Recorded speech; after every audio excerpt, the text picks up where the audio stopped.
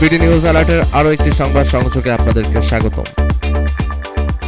Doctor Yunus তারেকের বৈঠক শেষ, রোজার আগে ভোটের প্রস্তাব তারেক রহমানের। আগামী রমজান মাসের আগে জাতীয় সংসদ নির্বাচন আয়োজনের প্রস্তাব দিয়েছেন বিএনপির ভারপ্রাপ্ত চেয়ারম্যান তারেক রহমান।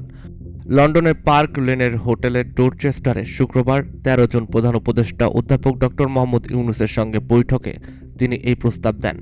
এ সময় প্রধান উপদেষ্টা বলেন, প্রস্তুতি সম্পূর্ণ হলে আগামী বছরের রমজান শুরুর আগের সপ্তাহেও নির্বাচন আয়োজন করা যেতে পারে। সেক্ষেত্রে এ সময়ের মধ্যে সংস্কার ও বিচার পর্যাপ্ত অগ্রগতি প্রয়োজন হবে।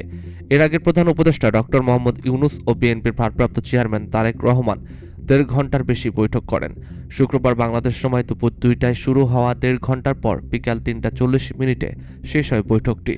বৈঠকে ছিলেন বিএনপির স্থায়ী কমিটি ও চেয়ারপারসনের ফরেন অ্যাফেয়ার্স অ্যাডভাইজারি কমিটির সদস্য আমির খুসরু মোহাম্মদ চৌধুরী এবং ভারপ্রাপ্ত চেয়ারম্যানের আন্তর্জাতিক বিষয়ক উপদেষ্টা হুমায়ুন কবির, জাতীয় নিরাপত্তা উপদেষ্টা খলিলুর রহমান ও প্রেস সচিব শফিকুল আলম। এ বৈঠকে রাজনৈতিক অচল অবস্থার গতি পরিবর্তনের সম্ভাবনার সূচনা হিসাবে দেখছেন অনেকেই। বৈঠক ঘিরে যুক্তরাজ্য বিএনপি নেতাকর্মীদের মাঝেও দেখা গেছে উচ্ছ্বাস। এর আগে বিএনপির সিনিয়র যুগ্ম মহাসচিব রুহুল কবির রিজভী বলেন, এ বৈঠকের মাধ্যমে দেশের রাজনীতিতে সুবাতাস বইবে। গোটা জাতি আজ লন্ডনের দিকে তাকিয়ে আছে। আমি বিশ্বাস করি ডক্টর মোহাম্মদ ইউনূসের এবং বিএনপির ভারপ্রাপ্ত চেয়ারম্যান তারেক রহমানের মধ্যে যে বৈঠক হতে যাচ্ছে তা হবে একটি ঐতিহাসিক মুহূর্ত। আলোচনার মাধ্যমে নির্বাচন সহ সব রাজনৈতিক সংকট সমাধান সম্ভব।